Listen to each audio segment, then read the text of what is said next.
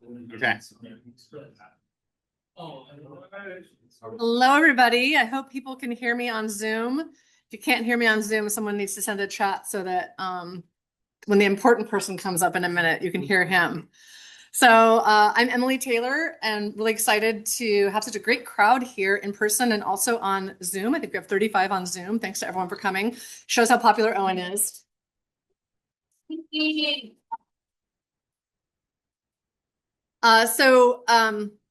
Owen is just finishing up his second year of grad school here at Cal Poly. And Owen actually wrote to me about the grad program a few years ago on January 31st. Applications are due February 1st. And he didn't even know application. It wasn't like he was last minuting. It was just that was when he found out about me, right? Yeah, I was just like, it was random. Yeah. And in some work, and of course, I'd talked to Max months before. Max was coming. We had it all figured out. And in some other worlds, I'd be like, who's this writing to me right before the thing?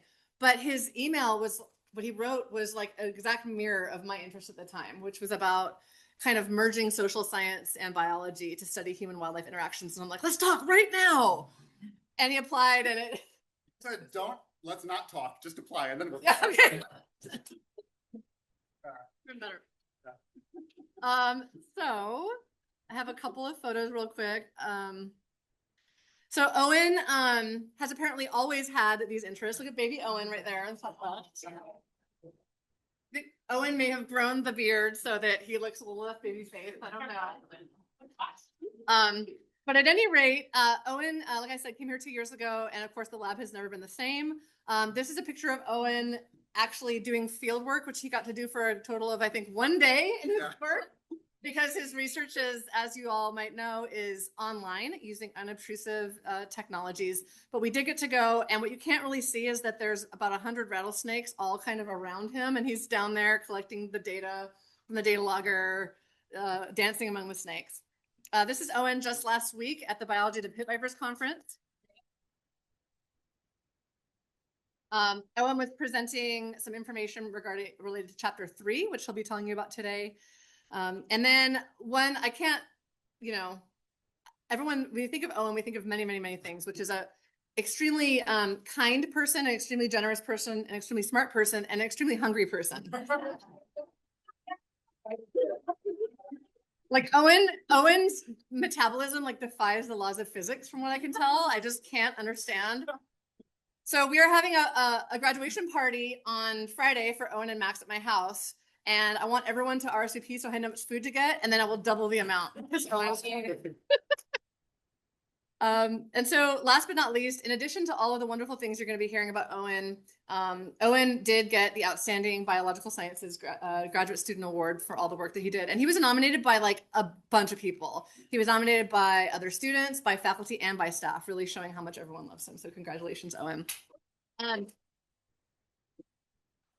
I did want to give Owen kudos for him and Max published a co-first authored paper just about a month ago here, where they decided to bring the technology that they use for these live streaming cameras to the public, because we all had to kind of build it from scratch here because nobody else would publish it. It was all proprietary. And we're like, here's how you do it, please. Other people do it.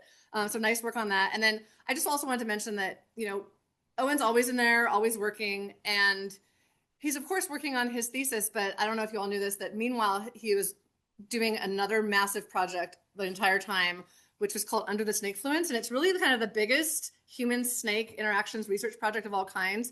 This is led by Dr. Christina Zdenek in Australia, and Owen is one of the project managers. It's an enormous amount of work, and this is all just separate from what he's been doing here. So he's a true workhorse. Owen is going on to do his PhD in geography at Arizona State, next week. Yep. And so I'm really just proud of everything that you've done, Owen, and the impact that you've made here. We're going to miss you a lot, and I'm going to miss you a lot. So with that, let's hear about your research.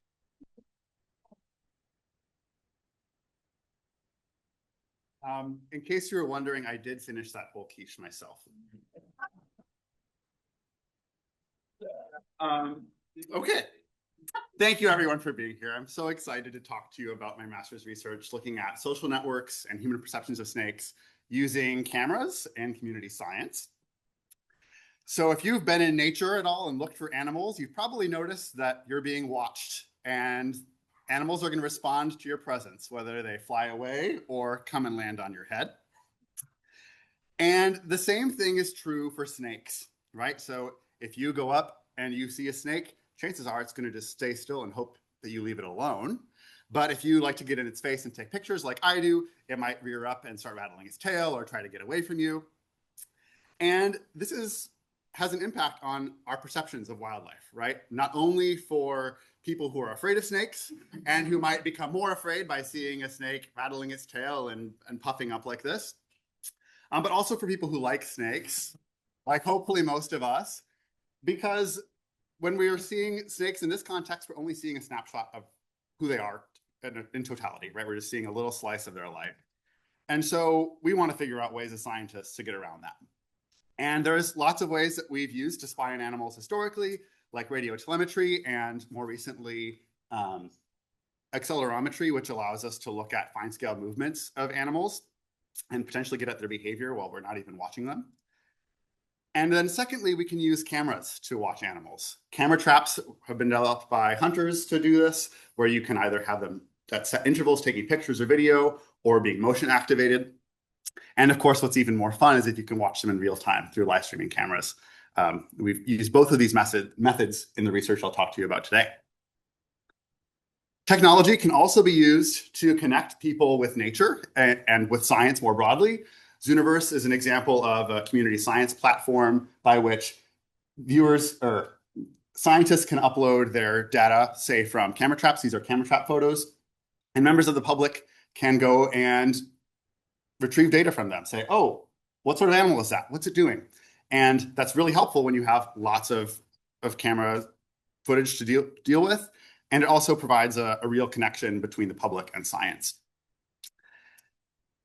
Technology can also connect us with nature in more creative and artistic ways, right? Like nature documentaries.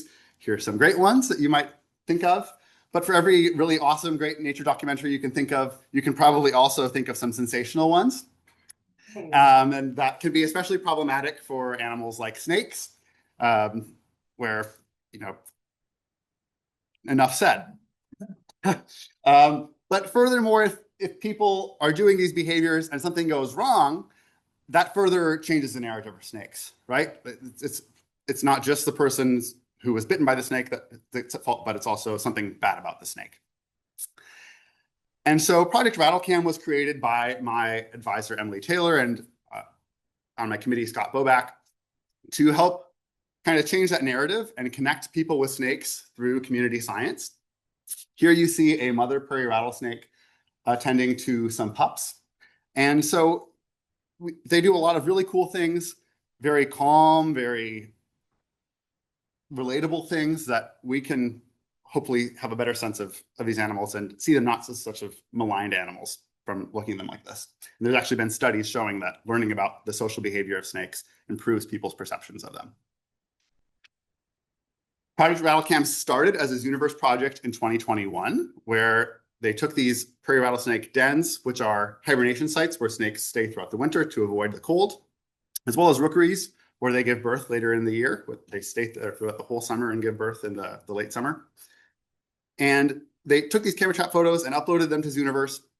And over 6,000 volunteers went through and sorted those photos and entered data about them. And while they were doing that, also they got to watch what snakes were doing, right? They got to see, what does a snake do on a midday afternoon in August? Or what do 100 snakes do on a midday afternoon in August? And so that was a really great start. And of course, it's cooler if you can see them live. And so last year we started the 2024 Colorado Rattlecam live stream, which is the first live stream on a den of wild reptiles to go all day long. So you can go on any time of the day except for 15 minutes in the beginning and end of each stream to watch what they're doing. And this is all streamed live to YouTube.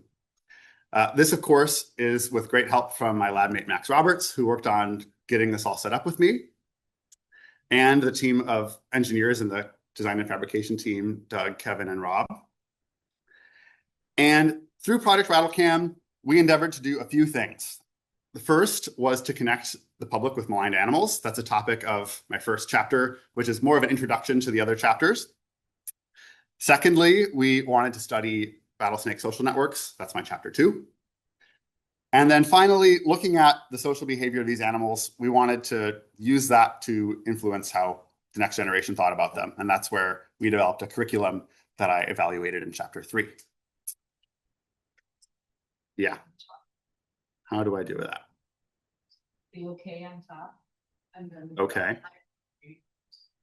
I hope they want to More. joins. There we go. Thank you. Okay.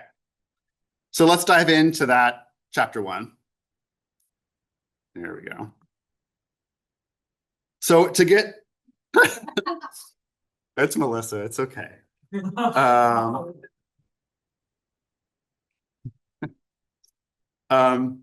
order to have an impact with a live streaming camera, you need people to watch the live streaming camera. And so we did that through a press release of July of 2024, where that got picked up really fast by a lot of amazing news organizations. And one of our students, Ryan, who just graduated, oh, I clicked again, had the foresight to keep a list of all the ones that he saw.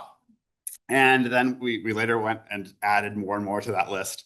But he got quite a robust panel of news articles about the RattleCam.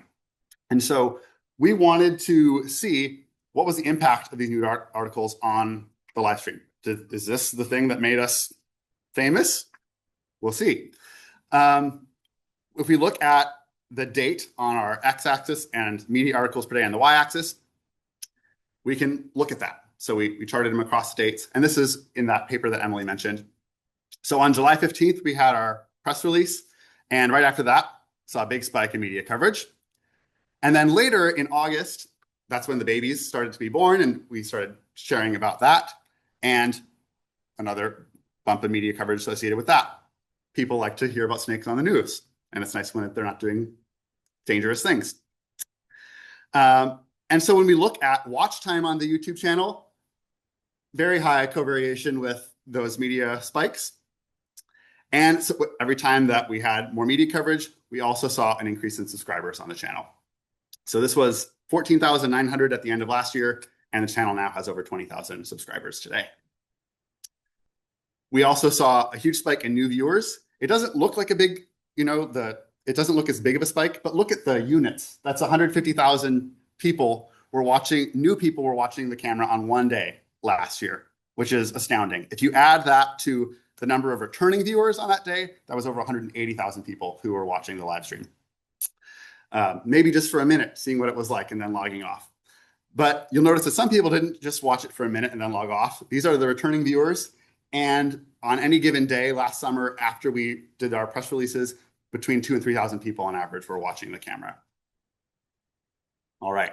So once they're on the camera, we want to engage them meaningfully. And one of the ways that we do that is through the live chat. So people come on and say good morning and hello. I've said good morning to a lot of people, more than I've ever said good morning to my family, probably on this live chat.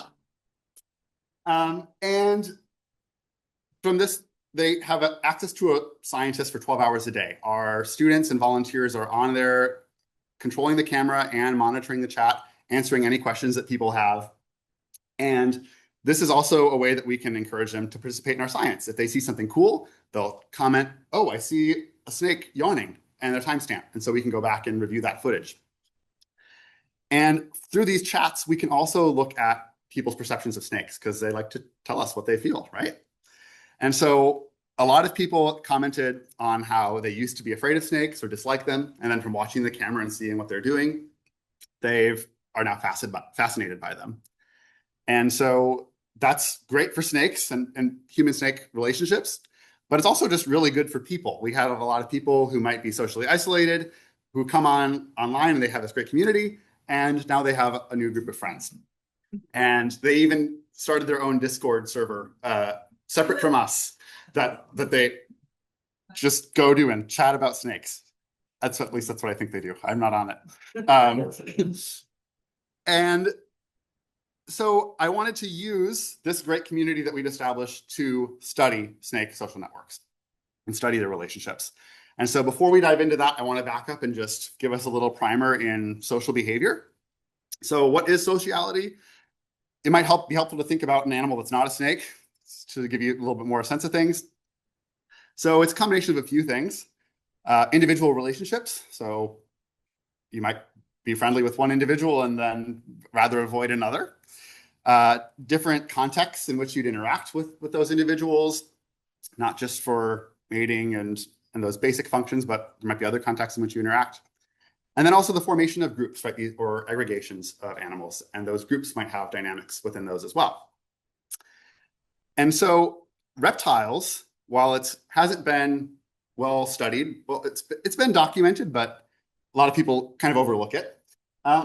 There's a huge array of social diversity within reptiles. Everything from mate selection and mate choice to stable aggregations of large groups of animals, parental care, and even family groups. And so there's lots of different ways that we can measure social diversity, and we can do all of those things with rattlesnakes. And that's what I think what makes them a really great study system. So I'm going to talk to you about 4 different ways that we measure social complexity. One is through mating systems, thinking about who gets to mate with who. Rattlesnakes, someone is calling me. No, they're not. Rattlesnakes compete for mates. These are 2 males fighting over expectedly a nearby female. We can also look at parental care. And we've known for a long time that female rattlesnakes will stay with their pups for a little bit after they're born. But more recently, we've seen that they not only tend to their own pups, but also to the pups of others. So this is a pregnant female rattlesnake who has not yet given birth with someone else's baby on her back. We can also look at social organization. So how big are groups and how related are animals within groups? And Rulin Clark's lab has done work looking at kin selection or kin associations within timber rattlesnakes, showing that snakes at rookeries spend time with snakes that they're oftentimes related to. And then we can look at social interactions, like what's the behavior between those individuals, or who does an individual spend time with? And so for my thesis, I'm going to talk mostly about that social organization and social interactions level. And so I talked to you about these rookeries where there's hundreds of snakes. Why on earth would we see that, right? The first hypothesis would be thermal and hydric benefits. It's been shown that rookeries provide a stable thermal environment for snakes to come together by that person. And also, when you think about a big pile of snakes, they have increased thermal inertia, or the ability to maintain their body temperature. If you're at one big organism, by essentially piling a bunch of organisms together, you stay more the same. It also would reduce your water loss, right? If less of your body's exposed to the environment, less can evaporate. But there might be other reasons for this too. So one hypothesis would be safety in numbers. If there's more snakes around, especially venomous snakes around, their probability of being picked off by a predator might be lower.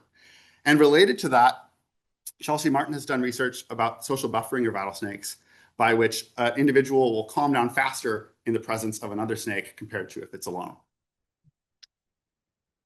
We could extend those benefits onto the protection of young, and Scott Getz has recently done some research of prairie rattlesnakes showing that models of baby prairie rattlesnakes are attacked more if they are without a model of an adult snake. So having an adult there is functionally protecting the juveniles around them. And then all of these benefits related to protection and care could be compounded if you're related to those individuals, right? If you're protecting the young of your sister or your aunt, or someone else is looking after your young. And so there might be selection for spending time with kin, and snakes can actually sense through smell if someone is related to them or not, which is mind-blowing. So to study social networks in this study, I used a couple of different metrics that I'm going to walk you through because they're kind of jargony. And so the first is an association index. And for that, I measured it with a simple ratio index. And this is basically a measure of friendship. It's a probability that 2 individuals are going to be together, given that one of them is present. And so these 2 snakes here, they have a high simple ratio index represented by that short, thick line. And we could infer from that that they might be good friends. So they like to spend time together. Whereas if they have a lower association index represented by this longer, skinnier line, maybe they're not such good friends. And likewise, we can also look at weighted degree, which is a measure of gregariousness.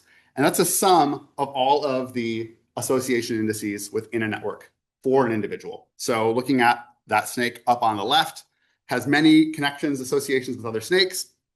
She's going to have a high weighted degree. She's going to be a social butterfly. Whereas a snake on the right with one kind of weak association to another snake, more of a loner. Okay, so let's take this into the context of prairie rattlesnakes.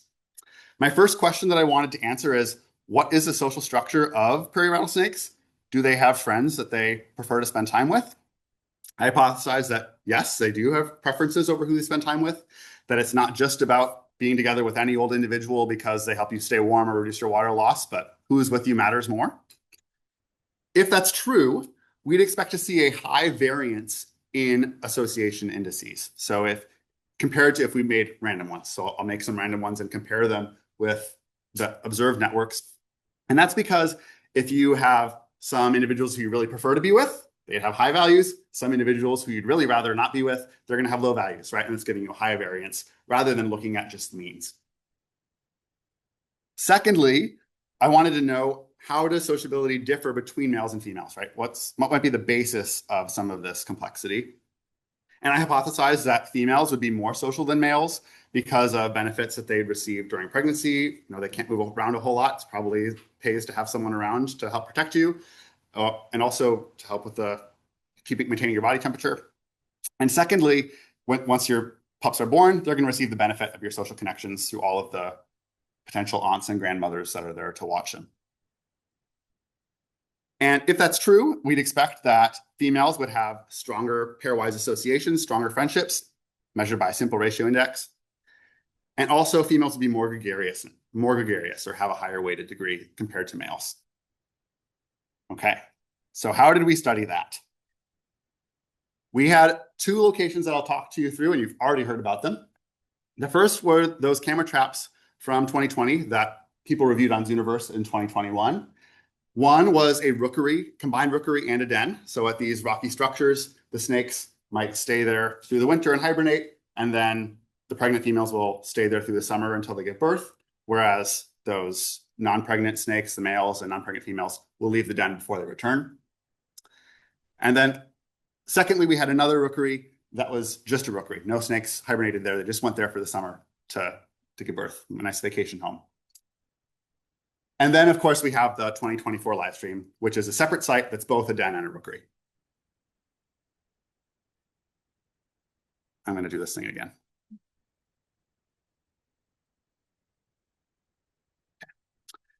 We identified snakes in different ways for both of these methods.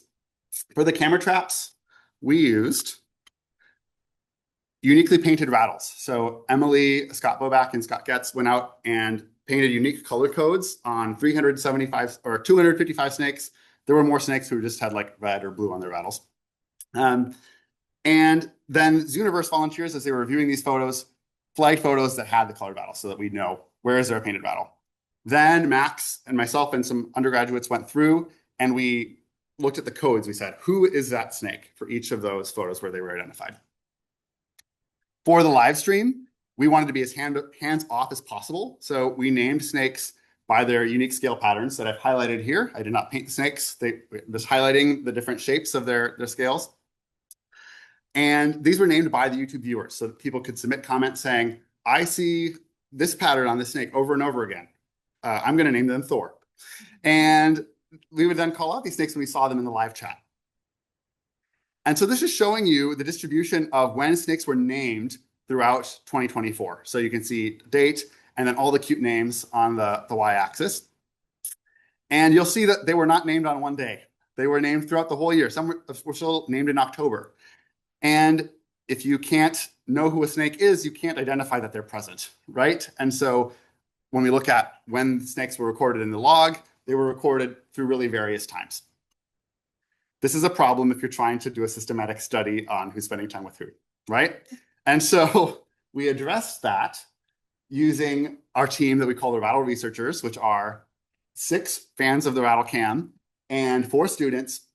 And we collectively went and systematically reviewed when these snakes were present and when they were spending time with other snakes. We met over Zoom every 2 weeks this past winter, and they put in a lot of hours to make this happen. So thank you to all the Rattle Researchers. And just to show you how much they really did, this is what it looks like when you add all the observations from the Rattle Researchers. They found way more than we found in the log of these snakes. Okay. One thing that we had to do when we were looking at these snakes, Emily made this figure, is just putting that out there, is we had to identify, are they males or females? And we did that by looking at their tails. So males have longer tails because their hemipenes actually are contained within the tail, and females have these shorter, stubbier tails and a little bit of a larger rear end. And so that's really helpful for us looking at comparing sexes, right? When we look at who was there throughout the year, like when did females show up, when did males show up, as expected, we saw pregnant or reproductive females, as I'll call them, present throughout the entire summer. They were there gestating their fetuses before giving birth in August and September. And surprisingly, though, we saw a couple of non-reproductive females who didn't give birth that year, show up in mid-July, which was a lot sooner than we thought that they would come back to the den, but they were back. And so too did males. We saw males coming back around that same time. And you'll notice on this, there's one snake who has an unknown sex, and that is because Stubby doesn't have a tail. And so he was left out of being sexed, or they were left out of being sexed. But that's okay. And you also notice that these periods when all the snakes were present. And so for my social networks, I looked at the whole year, and then I also looked at these times when all the snakes were there to kind of remove the effect that pregnant snakes might have had by being overrepresented. When we look at the camera traps from Zooniverse, we saw really similar things. Reproductive females there for the entire year. You'll see that most of the snakes were at that rookery and den site, that combined site, less so at the rookery only site. Non-reproductive females showed up a little bit later in the year, but still like mid-August, and males around that same time too. Nobody had a chopped off tail. And so here's that kind of subsetted period when all of the snakes were present. Okay, so from this, I used iGraph in R to generate social networks of these snakes. I did it for the entire season and for when all the snakes were present. And then to look at that non-random variation, I created 5,000 random networks and compared them with our actual networks using the Monte Carlo method. I compared the weighted degree or the gregariousness using generalized linear models. And then finally, I compared simple ratio index using generalized linear mix models, because if you have associations with a bunch of individuals, you're going to have multiple counting of the same individual. So we wanted to include that as a random effect. Okay, let's look at some cool pictures of these social networks. So I'm going to show you males as blue squares, non-reproductive females as purple circles, and reproductive females as red circles. And then animals who are less gregariousness are going to be smaller shapes. Animals who are more gregarious are going to be bigger shapes. Think back to our predictions. What do we think this picture might look like? Okay. Does it look like you thought it would? Kind of. Yeah, I see females as being larger shapes, more gregarious than males. It's really interesting to see that the pregnant and non-pregnant females are kind of forming their own clusters. They're, like you see, they're hanging out together with each other. And then males are kind of just interspersed throughout. You might see also that there's kind of 2 big clumps on this network, right? And so I thought that's probably the rookeries that we're looking at, 2 different places for them to be. If we look at that, yes, indeed they are, right? There's a big clump of rookery 1, and then there were some snakes at rookery 2 and some that went between both. Neat. Okay, so if we look at the live stream, we saw pretty similar results. Again, it's 1 clump because it's all of the snakes at one site. And you'll notice again, the non-pregnant females are kind of hanging out with the other non-pregnant females. The pregnant females are kind of hanging out with each other. And then you see all these little tiny dots. What do you think those are? Males. They're mostly males who just didn't spend a whole lot of time with any one individual. They're just kind of floating around. But one of them notably is a reproductive female, which is kind of interesting to see. Okay, so when we look at these networks, we did find that association index was non-random. I'm going to show you our camera trap data here. So you can see that's a histogram of the distribution of the coefficient of variance for association strength in the random values. And that red line is the observed value of variation that we saw in the camera traps. We saw the same pattern when we looked at them subsetted. It was the same regardless if you looked at the whole season or in subset. Cool. And we saw the same thing when we looked at the live stream. So higher variation than random across the whole season, and higher variation than random when we looked at the time when all the snakes were present later in the year. Okay, so we know that it's non-random, but what does that mean? Like what are they doing? Why are they spending time with individuals more or less than others? So we can first look at how gregarious they are. Our dependent variable here is that weighted degree, that measure of gregariousness. And then we looked at males and pregnant and non-pregnant females. And we saw that females were more gregarious than males, but they didn't differ between if they're pregnant or not. They were both more gregarious, which is kind of cool to see. And this pattern was true in the entire season for the camera traps. And it was a little bit weaker when we looked at it for the period that they were all there. And this could have been because we were cutting out a fair amount of data from looking at just that subsetted period.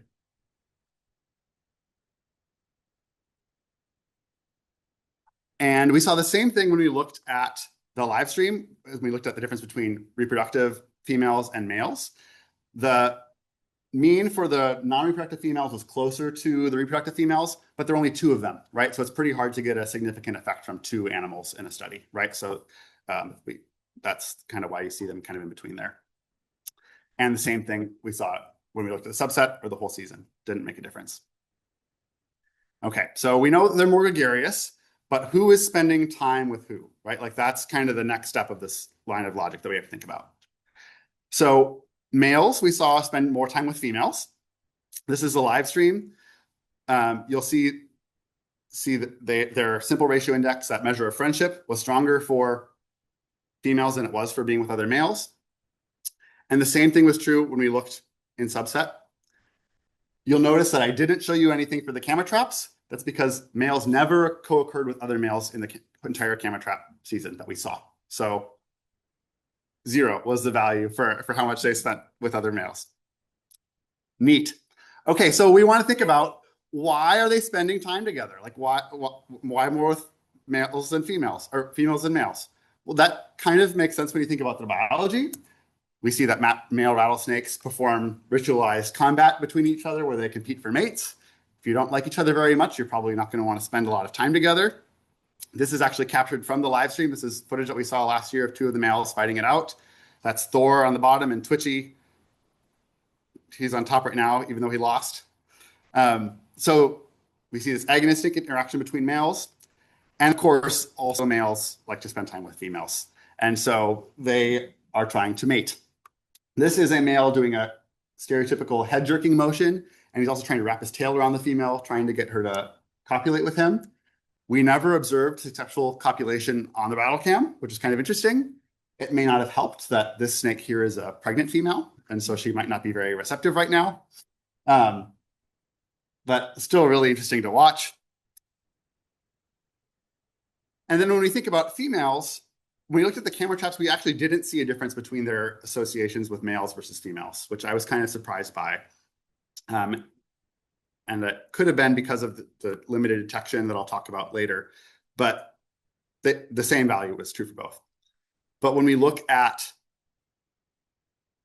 the live stream, we see something way cooler. So we have our measure of friendship, right? And our different types of pairs. And females spent more time with females than they did with males, and males more with females than with other males. This was true regardless of the context. And so this really helps us think about that benefit of being with other females, right? Why might a female want to be with another female? Calling back to that protection of young hypothesis, we saw very few predation events. And when we did, only the babies were alone. There weren't other females there. This is a case where there's a bird that just came in. We don't really get to see what the bird did, but the babies are flicking out their tongues. They're retreating. And then look in the top. Look at that big tongue. There's an adult female coming in to check on them. Super cool. And then we also want to think about interactions among these females. What might be driving friendship with a female versus another female? And one of the things that we saw that's really cool is this right here. This looks just like that behavior I showed you with a male and a female, except this is a pregnant female and another pregnant female. So this could be potentially her showing dominance to that female or saying, hey, I want you to be part of my friend group. I don't know. We're still figuring it out, but some really cool interactions between the females. And we also saw other interactions between snakes, like this head twitching motion that you'll see in just a minute,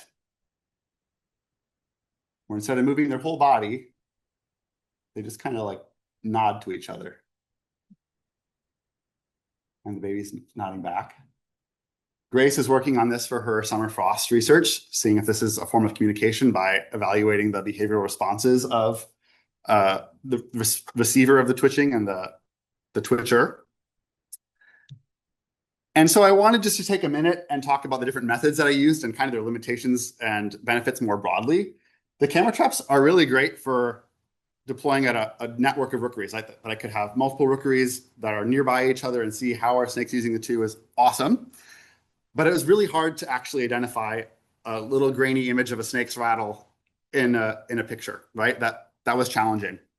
And so this limits the number of possible connections in our network if we're only identifying them by that one little trait. And it could also overinflate the chances of seeing just a random relationship. Like what if two snakes on one day were just sitting at the rookery, their tails were hanging off the side, suddenly, they're being thought of as more associated than two that might have been sitting together for days and days, but they just like to put their tails under their body. That could have an impact. And so, this excluded who could be analyzed. We had about 30 animals in our network compared to almost 300 that were actually marked beforehand. The live streams have the opposite problem, where we get very fine scale continuous observation, but they're very expensive and labor intensive, as the people who run the camera in this room can tell you how much effort we put into them. And so unless you want to give us a couple $100,000 more to make a whole network of these, that's going to be hard to scale up. But please do. We would really appreciate it. And identifying unique patterns is it's a really intense skill that some people have developed over decades. I worked with John Porter, who's been doing this for way longer than I've been alive. He's been identifying snakes, and he taught us a lot of his tricks, but it's still a really hard thing to do. And so thinking back to our hypotheses, just summing it up, do we see non-random associations within rattlesnakes?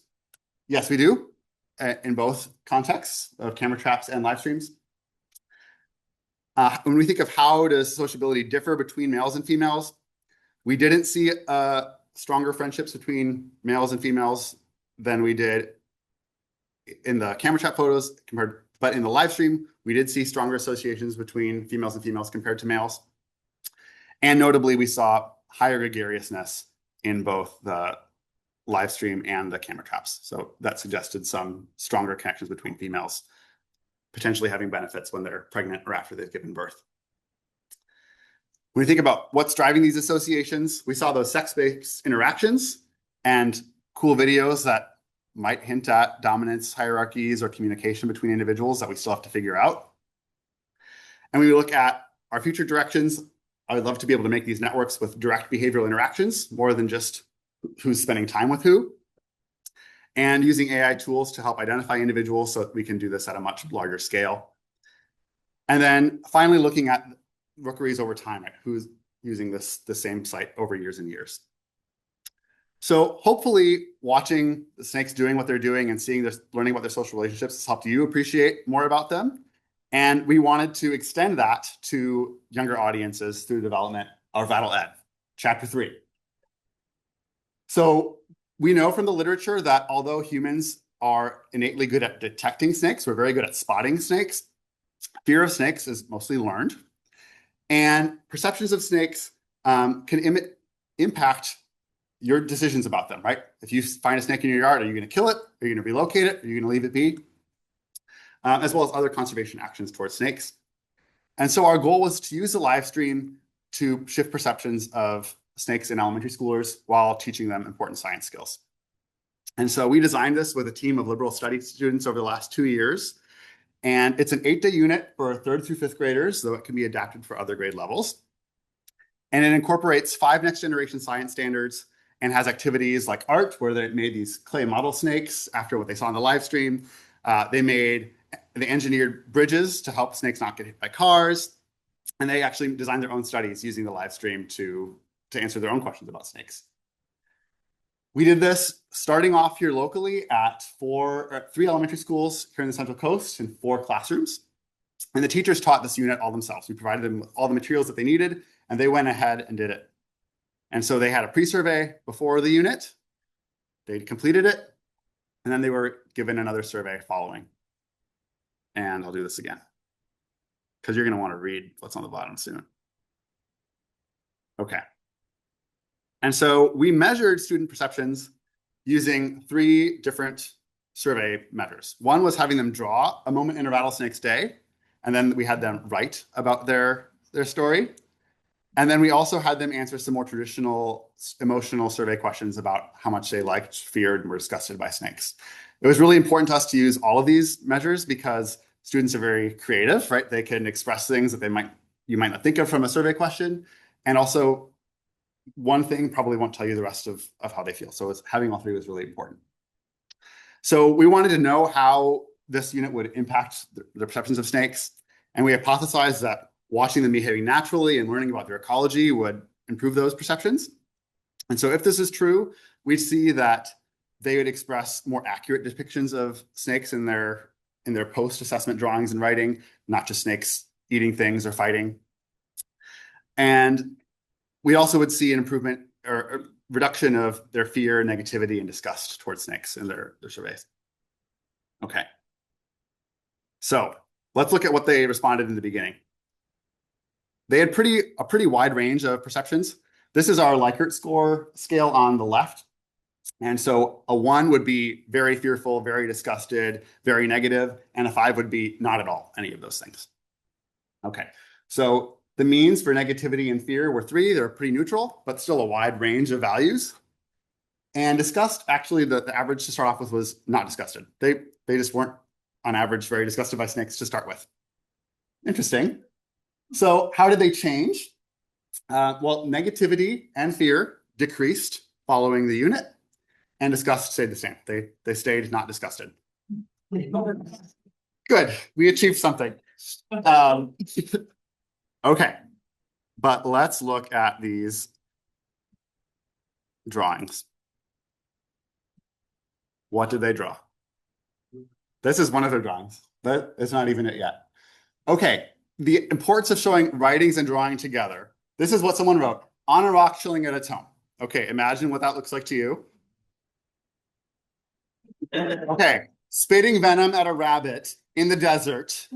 Right? Like, this is rich compared to what they wrote. And so I was really interested by seeing these cacti because we don't live where there's any cacti, but this is showing, maybe a more stereotypical depiction that you'd see in the media. And secondly, drawings themselves don't tell you everything. Raise your hand if you think that this person likes snakes. 1 person. Raise your hand if you think this person, 3 people, sorry. Raise your hand if you think they're like, snakes. Raise your hand if you think I'm tricking you. Most of you.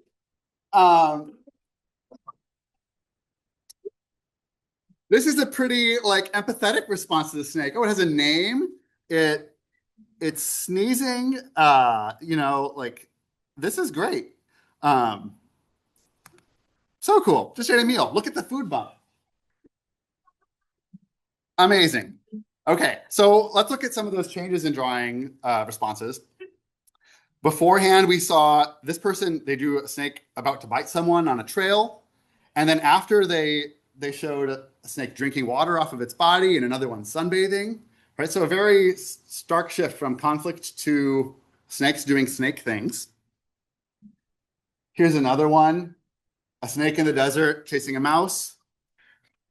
But then it bites a person and it screams. Whereas after showing two snakes hanging out sunbathing. Okay, well, You can move that whole panel up. To the top. I could just do that. You're right. I'll do that.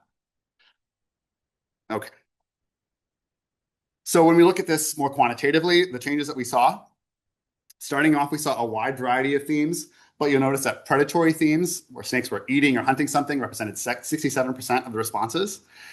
And we also saw things like people hurting snakes or snakes threatening people, snakes rattling. After the unit, there was no human conflict depictions of snakes, and predatory interactions decreased. But we also saw snakes doing a lot more snake things that we'd expect them to do, like drinking or resting. We saw a significant increase in them basking in the sun or being social with other individuals. And so that was a really cool shift to see people thinking more about snakes as we think about snakes. And this is just from watching the live stream and learning about them. We didn't tell them what thermoregulation was. They just picked up that snakes bask. So looking back at those hypotheses and predictions, we did indeed see that predatory depictions decreased and social and thermal depictions of snakes increased. And we also saw a change in their emotions, right? Less negativity, less fear. They stayed not disgusted.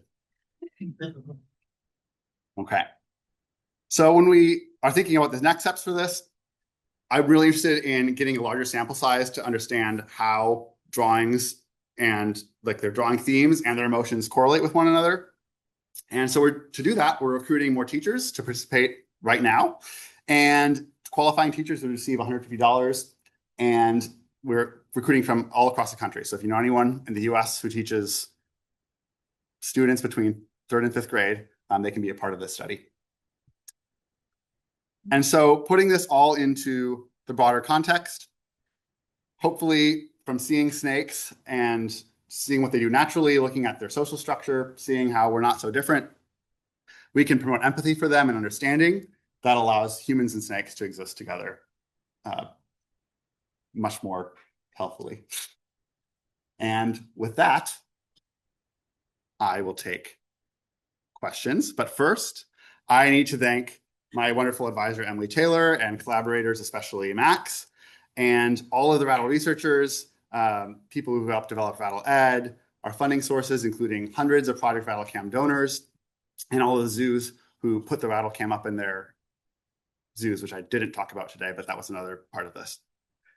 And yeah, thank you so much. And of course, all of my family, friends, and mentors who have enabled me through so many crazy things.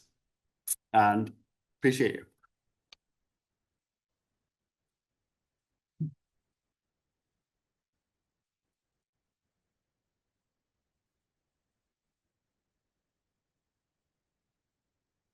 Those of you who do have to go, feel free to head out, but we are going to stay and do some Q&A. Yeah, Sam. When you discuss unrealistic themes in the drawing depiction, Yeah. I was curious, what do you define as unrealistic? Eating an ostrich egg. Oh, yes. So the question was, what is an unrealistic theme? One is eating an ostrich egg. Another one was finding a raspberry patch and eating the raspberries. So essentially doing anything that a snake would not do Okay. was unrealistic. Okay, thank Yeah. you. Good question. Yeah, Jason. David, do you have a way to separate out preference of one snake for a particular other snake from preference for just the same types of locations, times of day, that kind of thing? Yeah, that's a great question. So for the live stream, we have 4 general locations on the camera because it can go all around, right? And so when they were recording, when a snake was present, they did record what was the location of that snake. And so I don't have those data yet to show you, but we will be able to analyze if it was, were you together because you like to sit in the same spot, or were you together because you were with that snake wherever they went? Yeah. This is related, maybe even the same question, but are you able to quantitatively look for individual interactions as opposed to same sex interactions? Yeah. So we have measurements of so that simple ratio index is a measure of how much time did they spend together out of all the time that they were there. And so we have the values for each individual. So, some were like 30% of the time they were with the same other snake. Others were never together. And so, So you yes. look at that versus chance or did your Monte Carlo simulation do that? Yeah. So what it did is it took all of we're talking about the comparison to random. So it took all of the nodes, the individuals, and it basically randomized the proportions of time between each individual. So yeah. So we could look at that on a finer scale if we wanted to only look at pregnant females or only look at, stuff like that. Mm-hmm. There's a question from the chat from Dr. Parada, which says, with regards to the pre-survey, can you speak if there's any positive attitudes were measured or only negative fear discussed? Any discussion on if the kids had pets and if so, what type? Yeah. So the negativity / positivity was on a scale. So it was negative to positive. So either rattlesnakes make you feel good or they make you feel bad. But I kept the survey short because I was really interested in what they would draw and write about the snake. So I didn't want them to spend a lot of time on the survey and then not do the drawing as well. And we didn't record the pets that the pets that the students had. There was one drawing of a person who had a pet rattlesnake, though, that was documented, and a couple of times where there was a cat or a dog depicted, but I'm not sure about what animals they'd have, but that'd be an interesting thing to follow up with. Yeah, Ethan. When measuring sociality, did you just do snake proximity, or did you also look at behaviors such as tail wrapping or face rubbing? Yeah, so these networks are all based off of physical proximity. So were they sitting together in a camera shot? Were they just around each other? So that's the first level, right, of all of this. And then the next levels are, right, are you drinking off of this snake more than another snake? Are you tail wrapping them more? Are you head twitching at them, right? So yeah, it'll be really interesting to add all of that in. Yeah, Catania. Piggybacking off of that, snakes are long. Did you record, like, if they're touching, how much of their body was touching, or just touching was one thing? This was just if they were in the same frame. So if they didn't even need to be touching. Okay. Yeah. Mm-hmm. Yeah. Was there any way to adjust for kind of the proportion of the sexes that were present? Because I noticed in your numbers, at times you have almost like 18 pregnant females, maybe 5 males. Yeah. So it's kind of surprising that the male-female interactions were lower, because I think of males as being pretty active and, like, the video you showed, cruising around, actively seeking out these interactions. Right. I've had that same question. And the thing that I like need to remind myself of is that the values are measurements of individual interactions, right? So it's how much time did you spend with that individual versus not how much time did males spend with females generally, right? It's how much time did you spend with a female. Right. So Does this be almost more of that measure of like how much you're spending with females generally, though? right. And would that be adjusted for proportion at all? Right. So that is also a result of how many are marked, right? So yeah, that does have an impact. They've done some modeling of that sort of thing, because basically, my weighted degree is going to be a function of how many snakes are marked. But they do correlate with the true value. So it's not like they are this gregarious and it's like the true value, but it's correlated with whatever the broader gregariousness is. Yeah. Yeah, Janine. Forward, I about the discussions you're having about AI and doing identification through some experts, the whole system. When you think about that, like, where do you think you are with timing as far as, like, I mean, when you kind of look at the larger field, because there's the component of course, just identifying, then being able to potentially pull out other interactions and things like that. Yeah, I've been talking with people, and it's definitely possible and there. So there's a software called HotSpotter that you can use to identify individual animals, and they've used it on snakes. They used it actually on a bunch of different reptiles. And so I know that the tools to identify the snakes are there. And then as far as the kind of behavioral analysis part of it, the two main tools that I've been talking about are LabGym, which is basically a program that you can, it will tell you the probability that an animal's doing a behavior if you train it on what that behavior should look like. And there's other ways where we could have community scientists do it and manually code videos. But I think that like the key match would be, can we identify the individual and say what behavior it's doing? And I think what we'd probably have to do is use the tool to identify the individual and then have a person flag, this is that animal, and then do the rest of it. I don't think we could just full out say, tell us AI what's happening.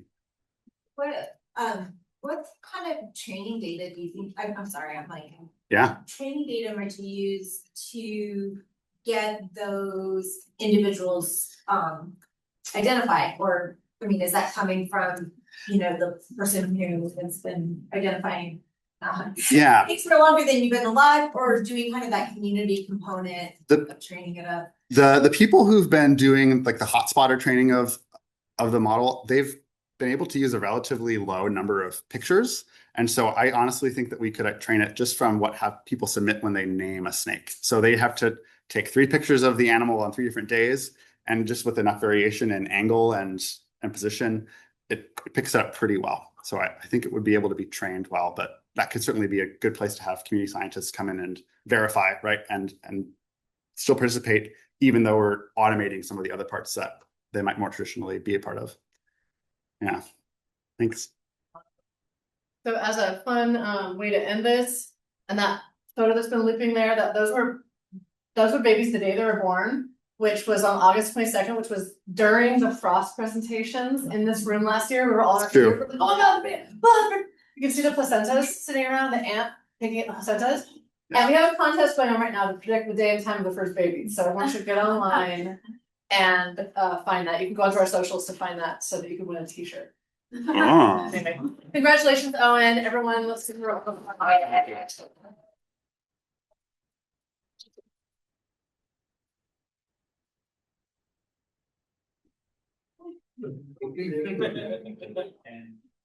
Great. All right. Don't just stand there. Oh, yeah. I was seen some higher.